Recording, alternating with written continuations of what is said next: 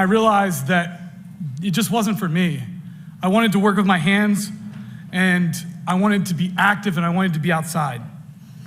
It's rewarding for me as a brother of this local to stand back and see the things that we can accomplish every day as I drive by federal buildings and data centers that we built.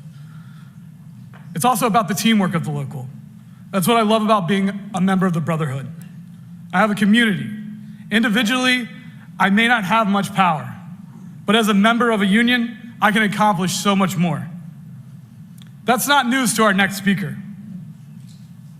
Every day, President Biden talks about rebuilding the middle class and respecting the dignity of all workers. He knows that infrastructure investment means opportunities for workers like me and my brothers and sisters in this room. Thanks to him, America is investing in a resilient, reliable power grid that can transport high voltage, renewable electricity to massive data centers, just like the project in Prince William County, which will put my brothers and sisters in Local 26 to work for the next 10 years.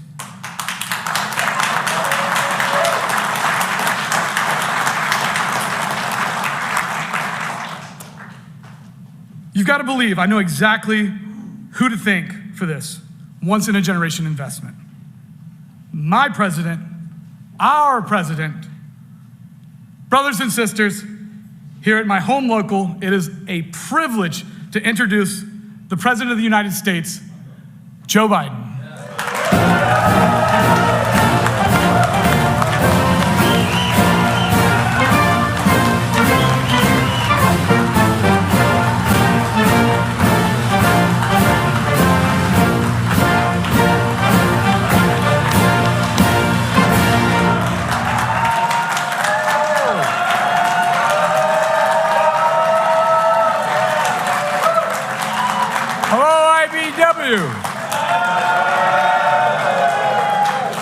Please sit down if you have a seat. Well, thank you, B. Travis, for that introduction. You know, I want to thank Kenny Cooper, President of IBEW, who is doing a great job with this union and for all American workers. Not a joke. And you got a hell of a new governor in Wes Moore, I tell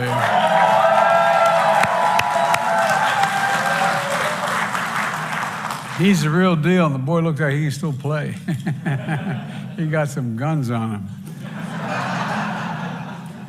And one of my great friends and one of the best senators ever served with, Ben Cardin, is here.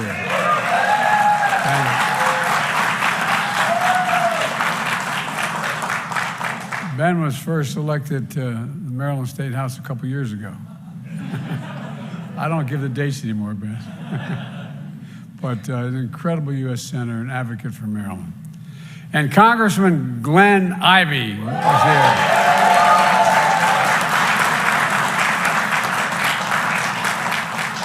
The thing is, Glenn's married to a woman who has a tougher job than he does. She's a councilwoman. I used to be on the county council. You know what? Nobody knows the difference between whether there's a pothole in front of your house, it's the county's problem, it's the state problem, it's the city's problem. And guess who they go to? They go to the county. And that's why I ran for the Senate. It's too hard. Look, just elected in November, already hard at work delivering for working families in his district. And look, last week I reported on the State of the Union. It is.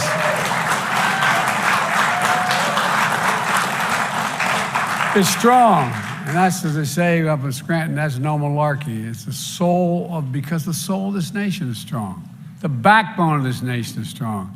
And the people of this nation are strong, like all of you here today. They never give up. And you heard me say many times, Wall Street didn't build America. No, they didn't build, they didn't. The middle class built America. And unions built the middle class.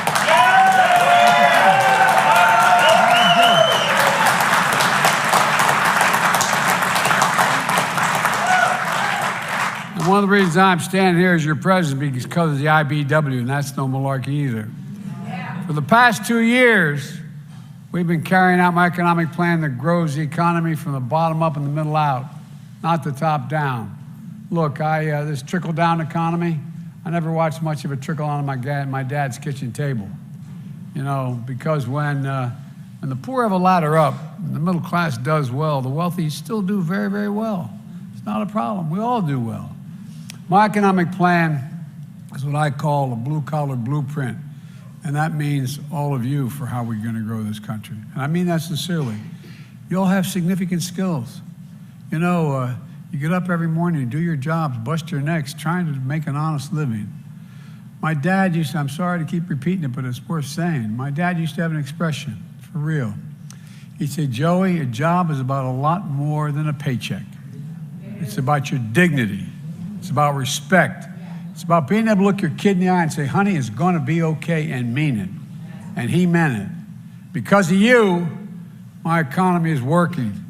It's a stark contrast to our Republican friends who are doubling down on the same failed politics of the past. Top-down, trickle-down economics is not much trickle-down, as I said, in most kitchen tables in America. I'm looking forward to the debate, because the debate, we're going to debate with the facts. Look, the last 2 years, we've created 12 million new jobs. That's more jobs than any president created in 4 years. 12 million new jobs.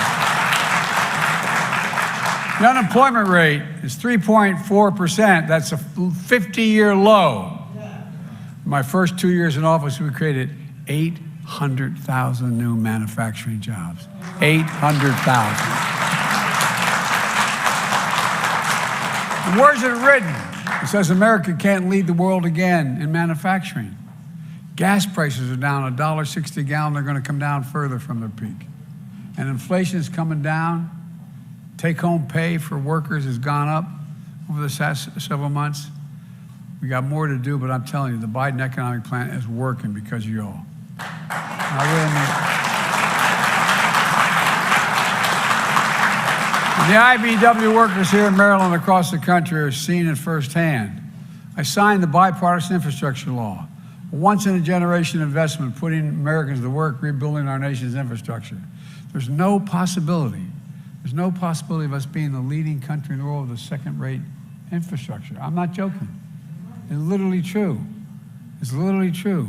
And we've already funded over 20,000 projects across the country just since we passed the bill. 2 weeks ago, I was in where the Biden family hailed from back in the 1850s, Balmer. And announced an investment of $4 billion to replace the 150-year-old Baltimore Potomac Tunnel. I'm one of the few guys that walked through that tunnel. And the reason I did, I've traveled over 1 million miles on Amtrak, no joke, every single day, going through that tunnel. And man, it is in bad need of repair.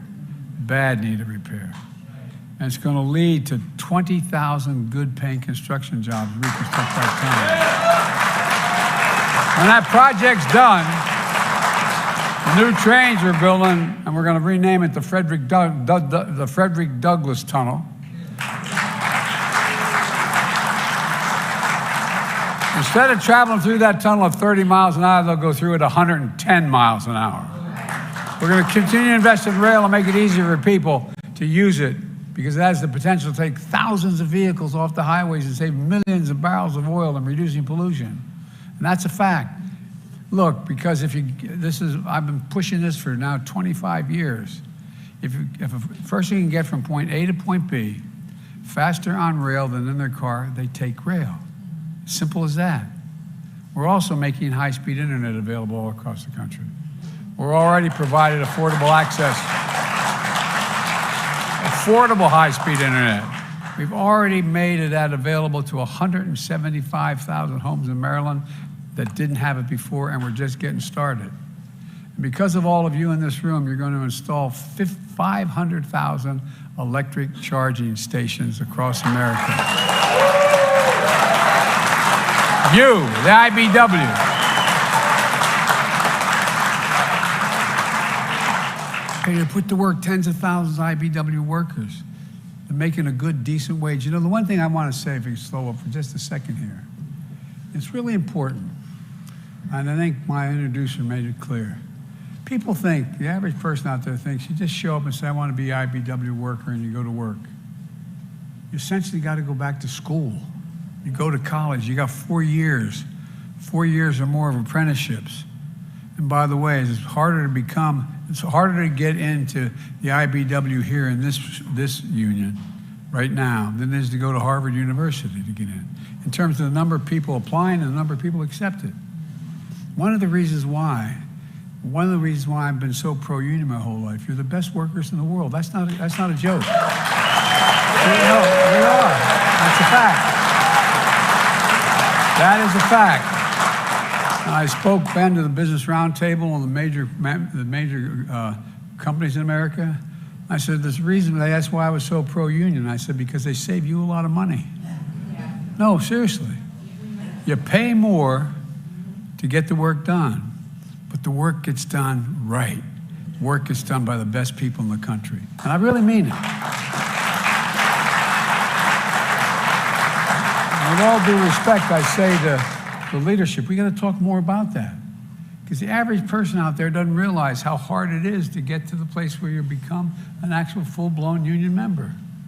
They don't understand. They think you show up and say, I want a job at IBW or labor, whatever it is, and all of a sudden you're there. You know, this is going to have a major impact on the environment, what we're doing. Specifically reducing carbon in the air as we begin to move these 500,000 charging stations around around the country. And ultimately, it's going to take millions of barrels of oil off the road.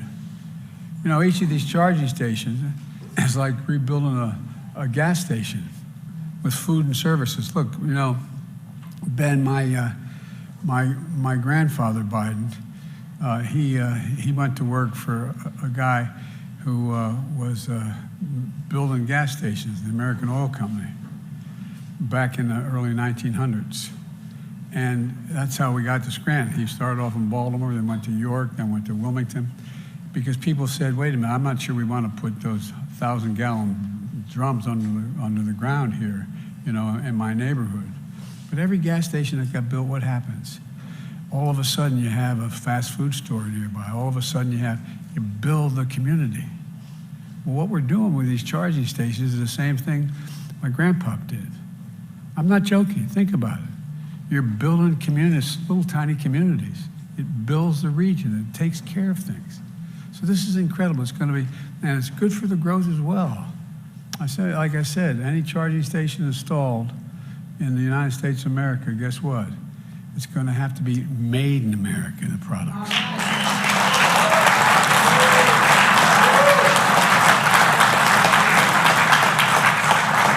And all these projects mean good paying jobs for electricians, plumbers, pipe fitters, laborers, carpenters, cement masons, iron workers, and so much more. These are good jobs you can raise a family on. And most don't need a college degree, but you have the equivalent of all that work you got to do to become a member. Jobs where people don't have to leave home in search of an opportunity. You've earned it. You all put in at least 4 years to be trained apprenticeships, which is one of the reasons why the United States has the best trained workers in the world. You know, as I said, this is a blue-collar blueprint to rebuild America. And I want to be clear with all of you. We're not just buying American for this thing. For every project we have, every project we're installing, it's going to buy America. No, there's a law passed in 1933 that most presidents, including Democrats and Republicans, didn't pay much attention to. It said that if a president is spending the taxpayers' dollars to hire somebody to do something, whether it's putting a deck on an aircraft carrier or a railing in a public building, every federal project is supposed to be built by American workers. Everyone using American products, creating American jobs. Well, guess what? I announced new standards to require all construction material used in federal infrastructure projects be material made in America. Made in America.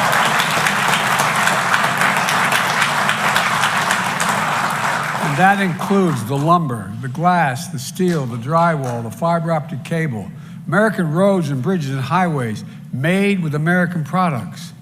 We also had another bipartisan success. And it was bipartisan. We passed the CHIPS and Science Act to make sure America leads the world in innovation. And guess what? It's attracted $300 billion in investment igniting the manufacturing boom in semiconductors. And these are the small computer chips about as small as the tip of my finger. They power everything in our lives, from cell phones, automobiles, refrigerators, artificial intelligence, the list goes on.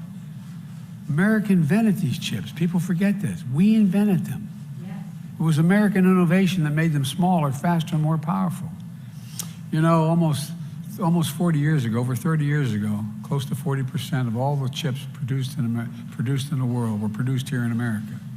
Then something happened. American manufacturing, the backbone of our economy, got hollowed out. Why? Companies decided they're going to move their jobs overseas to get cheaper labor. And that's exactly what happened. Today, we're down to producing only 10% of the world's chips, 10%. But this law is changing that. And it's about more than chips, it's about science as well. You know, the United States used to invest 2% of all the money spent in America, 2% of the GDP in research and development. That got down to 0.7%, 0.7%. We used to rank #1 in the world. We used to rank #1 in the world in research and development in America here. Now we rank #9. China used to rank #8 a decade ago. Now they're #2. And other countries are closing the gap fast. But the Chips and Science Act moves us up again. You know, for much too long, in order to get cheap labor costs, American corporations were moving overseas. That caused factories to shut down here in America. They traveled to countries, for decades it's been happening. I come from the corporate capital of the world, Delaware. More corporations are incorporated in Delaware than every other state in the union combined. I've seen what happens also as you go around the country in towns when factories employing 3,000 to 3,000 workers shuts down. The very soul of the country, of that community, evaporates. For too long, we've imported products and exported jobs. Now America is exporting projects and creating jobs at home.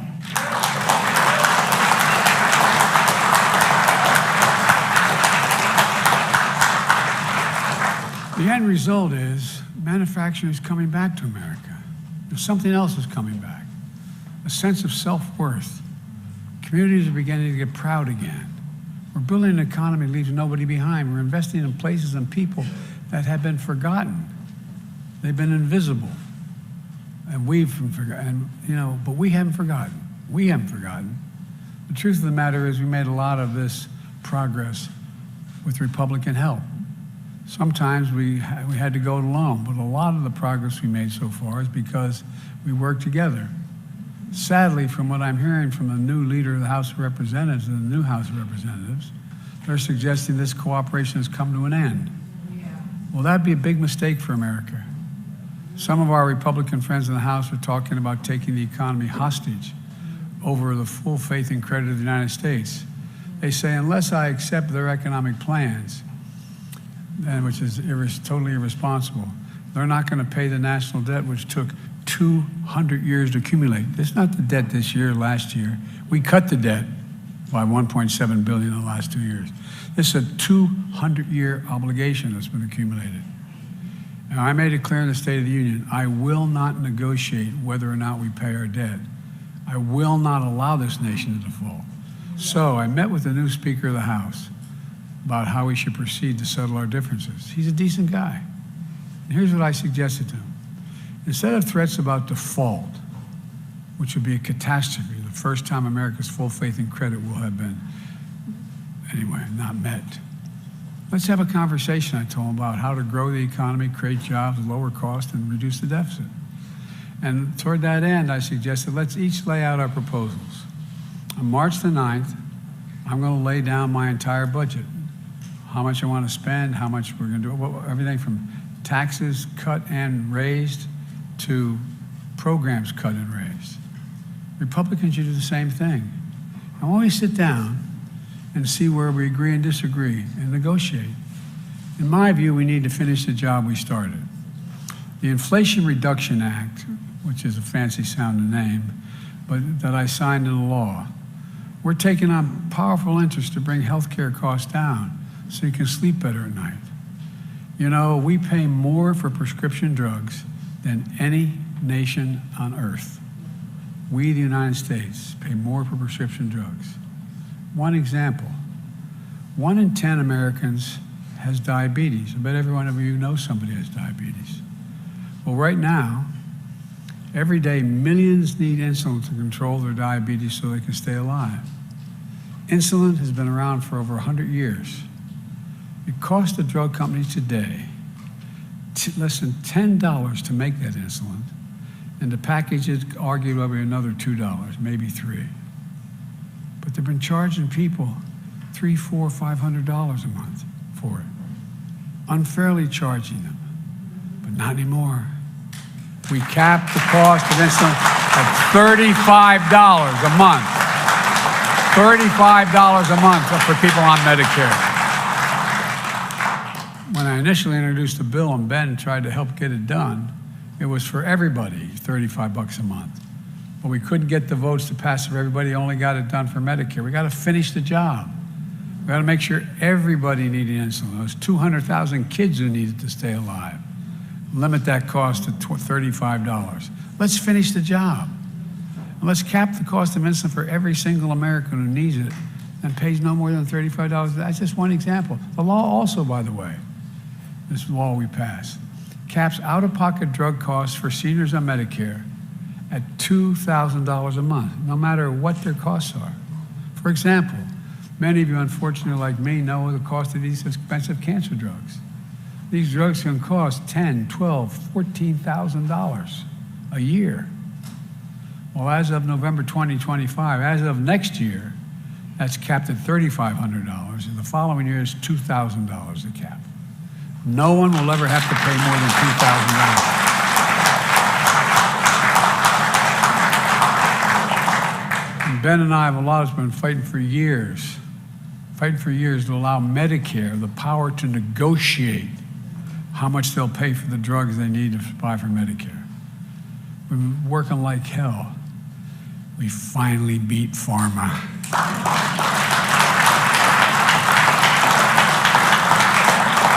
But here's the point. I don't understand, my Republican friends don't quite get this.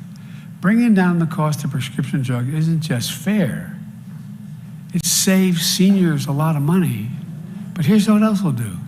It'll cut the federal deficit, saving taxpayers hundreds of billions of dollars over time. Otherwise, they have to spend the money to pay the high price, pay $400 instead of $35. It's saving the taxpayer, not a joke. Now our Republican friends want to repeal the Inflation Reduction Act. They'd get rid of the savings on prescription drugs that we buy like Medicare. We buy through Medicare, and it would eliminate today, right now, $159,000 a year in savings on lower drug cost. Now that just means your tax dollars are going to be saved $159,000 to do what we're doing right now. In other words, it cuts the deficit. It doesn't cut Medicare or Medicaid or drugs available. It cuts the cost. And by the way, we're on the topic of Medicare. The distinguished senator, and I shouldn't be a smart guy, Senator Rick Scott from Florida, who is responsible for getting Republicans elected to the Senate, is a little bit in hot water right now. Because his plan is to sunset Medicare and Social Security, both. Meaning if you don't reauthorize them every 5 years, they go out of existence. Sunset them, they'll go away. As I said in the State of the Union, if anyone tries to get rid of Social Security or Medicare, I will veto it.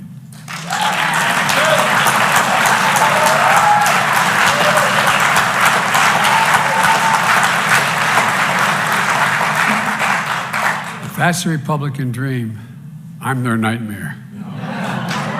Look, folks, you saw when I said that on the floor, maybe if you saw it, you saw when I said that on the floor, I said, no, liar, liar. I said, that means you're not going to cut Medicare or Social Security? And they all stood up and started to clap. I said, well, we got to settle then. Remember? No, seriously. Well, it's all on film. Let's see who votes to cut it. Look, And here's Rick Scott's response to this. He says that because I'm cutting prescription drug costs, that means I'm cutting Medicare.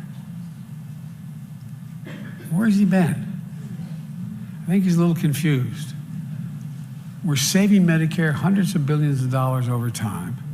We're strengthening Medicare because they'll no longer have to pay exorbitant prices for Big Pharma. We're saving millions of dollars in out-of-pocket expenses for seniors, for drugs they need to stay healthy.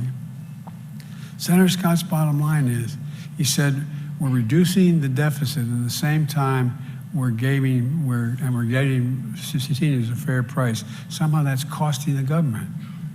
He's a little confused. In addition, this Inflation Reduction Act cracks down on super wealthy tax cheats. My Republican friends have spent years cutting the number of IRS agents, the people who audit the super wealthy. It's very, when you make $200 million, I only wish, like $200 million, you got very expensive accountants. You got a lot of people doing a lot of things to make sure you pay little. Well, you make it impossible if you have more auditors. You make it impossible for the super wealthy tax cheats and their tax shelters to succeed. That lets the super wealthy game the system if you don't have people looking at it. Well, what has happened, I don't know how many years now, Ben, I guess for the last 4 or 5 years, they've constantly cut the number of audits the number of people working at the IRS who do the audits. So you're taking the cops out of the deal, man. It's like, a lot of people going through red lights, but there's no cops to do anything, and no cameras. Well, look, we changed the law. Now we're making it possible to conduct audits needed to go after those wealthy tax cheats. Not everybody wealthy is a tax cheat, but there's a whole hell of a lot of it.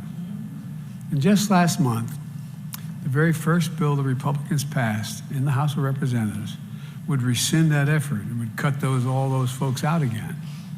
Instead, they let tax cheats get away with it.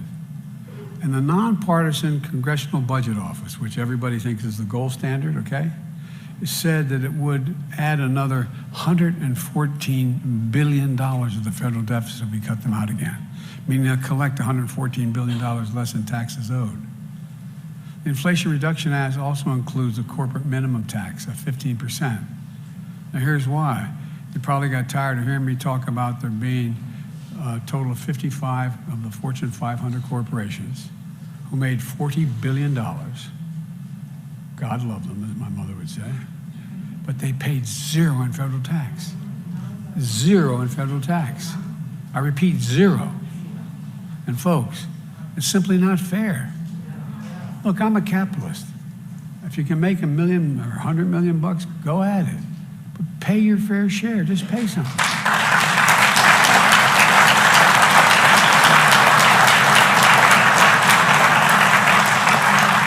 And by the way, ask anybody, whether they're wealthy or middle class, do you think the present tax system is fair? Just go ask and see the response you get. Because the law that I signed last August, billion-dollar corporations now have to pay a minimum of 15% in taxes. Just 15%. That's less than a nurse, a firefighter, a police officer, a union member. Republicans in Congress want to get rid of this 15% minimum, along with other reforms I've made to make the corporations pay their fair share, like a 1% tax when corporations, the money they make, they buy back their own stock, so CEOs get paid more. That's all right. Pay a tax on it. It's income. Pay a tax, 1%. Well, guess what? Instead of investing that 1% in building more facilities or building what you're supposed to do, if Republicans have their way, and they succeed in both of these, that'll add another $296 billion to the deficit. Not a joke, these are facts. And here's a big one. Republicans in Congress have pledged that they're going to extend Trump's tax cut from his previous 4 years, a $200 billion tax cut.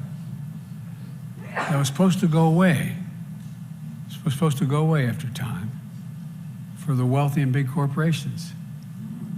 When they passed it, the lion's share was supposed to be out of existence by 2025. But these tax cuts have already added $2 trillion to the federal deficit. That's a fact. No one denies that. $2 trillion.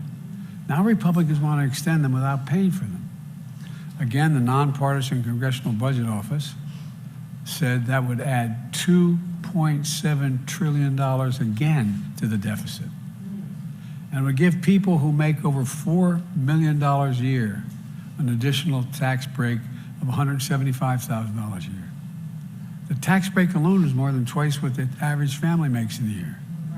And it would explode the deficit and leave the American taxpayer holding the bag. Look, folks, let's be crystal clear about what's happening.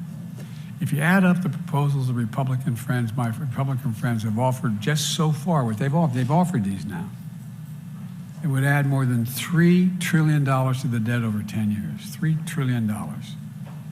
When I introduced my budget a few weeks ago, a few weeks from now, you'll see that what I've made a commitment and I've kept it so far and I'll continue to keep it. No one making less than $400,000 a year, and I don't know a lot of people I grew up with made $400,000, will not see a penny increase in their taxes. Not a penny. And you'll see that my budget will invest in America, lower costs, protect and strengthen Social Security and Medicare, cut the deficit by $2 trillion in 10 years. I want to reward work, not just wealth. Let's make sure working parents can afford to raise their family so they have sick days, paid family and medical leave, affordable child care.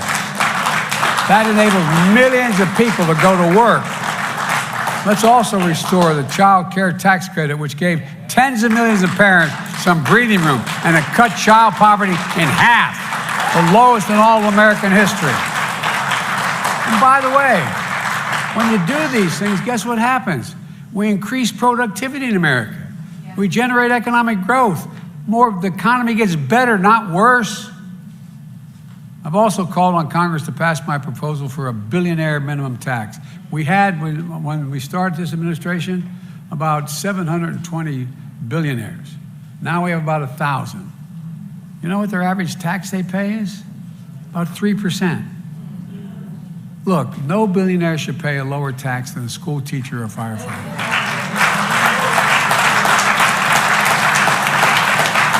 And I said, people making less than $400,000 will not see their taxes raised one single penny. Look, I'm going to put on my plan in detail. Republicans in Congress should do the same. Right now, what we all know is that to say you want to reduce the deficit, but their plans are going to increase the deficit by $3 trillion based on what they introduced so far. So where are they going to cut? They're going to cut Medicaid, the Affordable Care Act, they're going to cut Social Security or Medicare, veterans benefits, aid to farmers. At the State of the Union, they seem to say they're not going to cut Social Security or Medicare. Okay, great. I hope that's true. But how are they going to make these numbers add up? Here's the deal. If Republicans try to take away people's health care, increase costs for middle-class families, or push Americans into poverty, I'm going to stop them. I'm going to stop them. And let's remember, the previous administration, America's deficit went up every year, 4 years in a row. Because of those record deficits, no president added more to the national debt, that's a 200-year debt, never added more to the national debt than my predecessor. Nearly 25% of the entire national debt accumulated over 200 years was accumulated as a consequence of the tax cut of this last administration and other spending. And how did Congress respond to all that debt?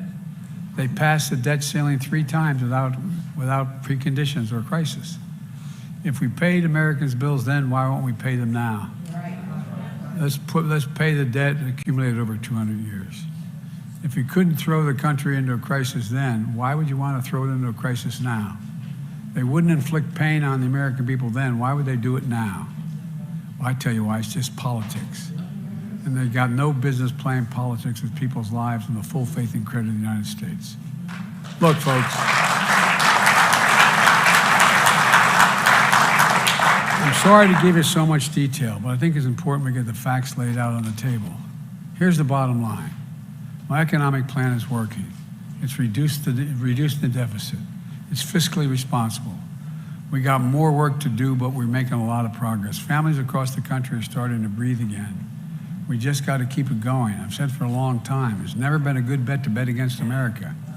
And I can honestly say, as I stand here today, I've never been more optimistic about America's future than I am this moment. I really mean it.